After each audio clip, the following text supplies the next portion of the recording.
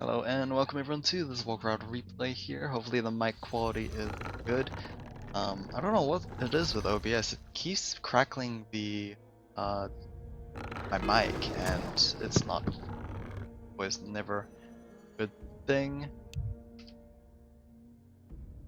But yeah, this is gonna be a 2v2 once again from the WFDC. It's gonna be the playoff quarterfinals between TheD and Infi and TeD and hainiu. TeD's putting in as the yellow undead player in the bottom right, and hainiu the yellow night elf in the bottom right as well. Yeah, nothing much else to say. Infi spawning in as the purple human in the top left, and TheD the purple night elf in the top left. TheD playing off race, most likely because Infi is playing human. That is just how TheD operates, I guess. So, and not much else to say. Turtle Rock is the map. Keeper Priestess of the Moon comes out for hainiu, and a Death Knight for TeD. Archmage and Demon Knight coming out for the purple side as well. TeD opening here for, well, TeD, and nothing just yet for hainiu. I don't know where his ancient will be, but so far not just yet. Lots of Wisp being queued up so far, but early Hunter Soul, so Priest of the Moon will most likely lead into double Huntresses. It makes a bit of sense actually, and on top of having TeD going for Crypt Fiends, True Shot Aura should double in value, roughly. I would say double in value, honestly. It hits double the units, so that will be good. I don't know what TheD or Infi is gonna go for. So far it seems like standard start here. Infi going for the warrior camp as well, so standard start for the purple side. Forces are under attack. Already bonus points for the yellow team, going for synergy. And we'll just see how well it turns out to be. TeD looking for some skeleton harassment here. Has not put a point into anything just yet, but yeah, I don't know how much he can get off this anyway. Skeleton harassment against human players have been a little iffy because it's two skeletons, usually two skeletons versus a horde of militia.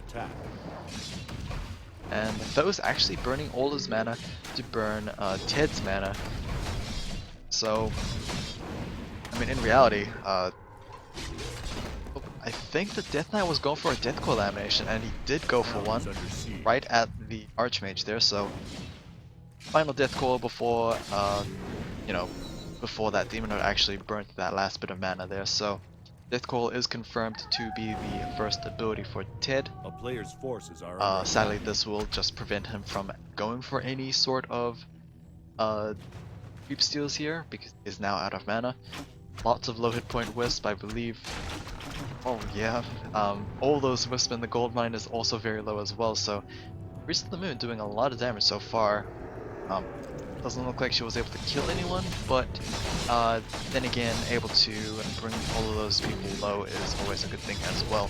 Archmage taking a bit of damage as well, and it seems like they might be forced to back off. I mean, there's still a lot of footmen and militia out for Infi. This might just be the yellow team being pushed back. So double huntresses are operational. And TeD is slowly building his army of Crypt Fiends. Halls of the Dead is nearly done as well, so we should be seeing that Lich coming out for the second hero there. Death Knight taking a lot of damage.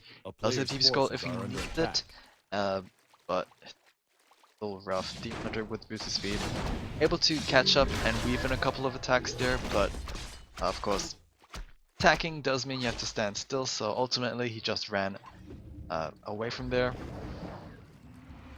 Random Madden Potion gets picked up, not particularly useful item for the Archmage. And I actually have no idea if he's going to keep it or not. Should keep it just in case he gets a either a Panda or a Mountain King A for a player's second hero. forces are under attack. It is going to be a Naga Sea Witch for most likely though. Yeah, because human players have much better options than Night Elf, so this should be Thos. Yep, it should be Thos since I mean, she's with the archers, so it must be. 5 Huntresses already for hainiu, and they should be doing a lot of damage with that True Shot aura. Infi going for this Gargantuan Sea Turtle camp here, and it should be relatively easy with that Ancient of War. However, the Ancient of War seems like it's gonna get killed. Oh, Turtle did not like the Ancient of War, and will be able to kill it before it goes down. The item is going to be Skull the Beast being picked up there for him. TeD very low on his Death Knight, but he should be able to claim this Ogre Magi here. We're gonna watch her get activated, and it should belong to the yellow team. But they'll be forced to back off as, like, the purple team has just arrived.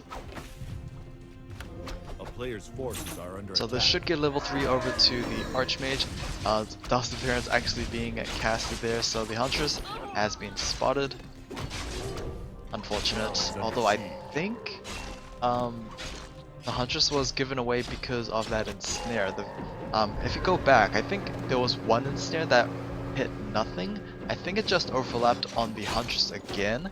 Despite her being invisible, I don't know how that worked out, but yeah, I'm pretty sure that first ensnare from the Troll Trapper actually trapped that Huntress. And it seems like lots of pressure coming in from hainiu. Nagaseo is very low. She was able to use those Moonwells, but only 2 more Moonwells left. She did buy a pot just in case, and it seems like hainiu will be forced back as it seems that the archers have now arrived.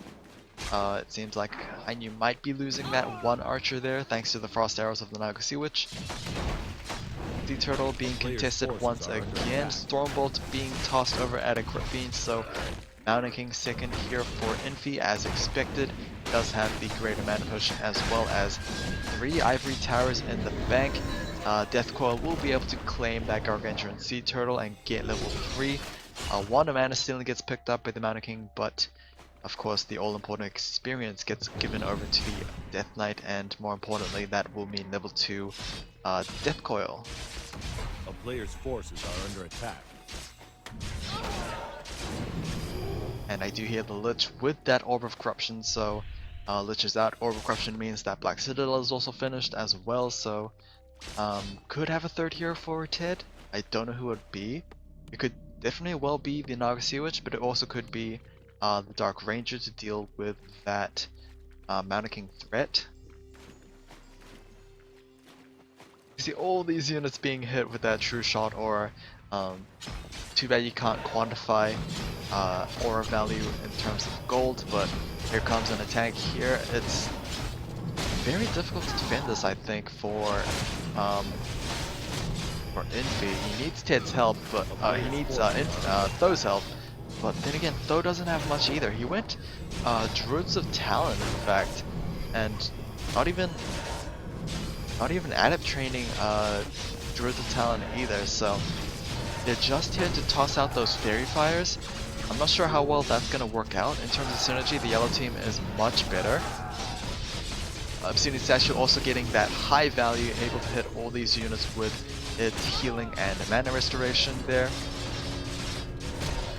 Slowly but surely it seems like Infi is being pushed back. Of course, though not really much of a problem here for the yellow team.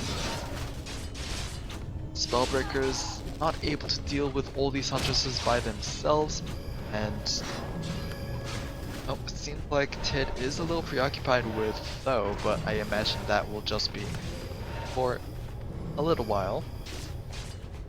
50 supply for TeD and 46 for hainiu.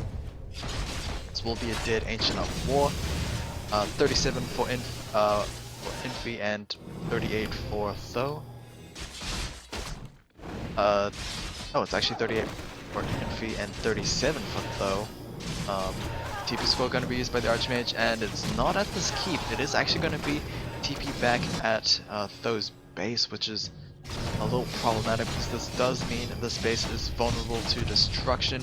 Arcane Vault gets destroyed there, and possibly an Arcane Sanctum will follow as well. I mean, even if if the purple team does come back, how do they deal Player's with this forces massive are under threat? attack.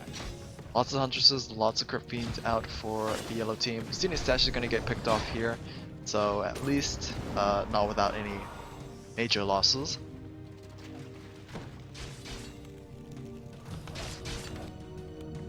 But yeah, that is a bit of a problem. +1 attack upgrades for those destroyers and Crypt Fiends are done, and it seems like the destroyers are starting to pop up in the air as well. So +1/+1 attack upgrades and armor upgrades for those Huntresses, and +1 attack upgrades for those Crypt Fiends.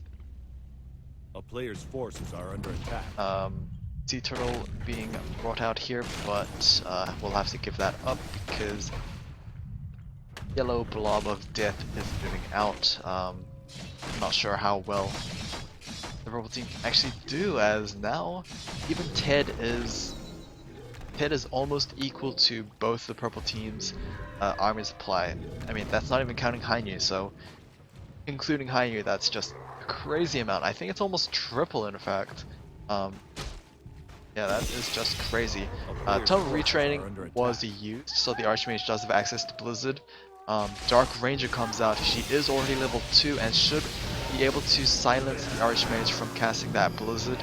And yes, she did indeed. This is not looking good for the purple team, as just massive disadvantage in terms of supply. Scroll of Protection being used as well, but that is just icing on the cake as GG for the purple team. And that is going to be game 1 of this best 3 here. So yeah, hopefully you guys enjoyed. I will see you guys again in game 2.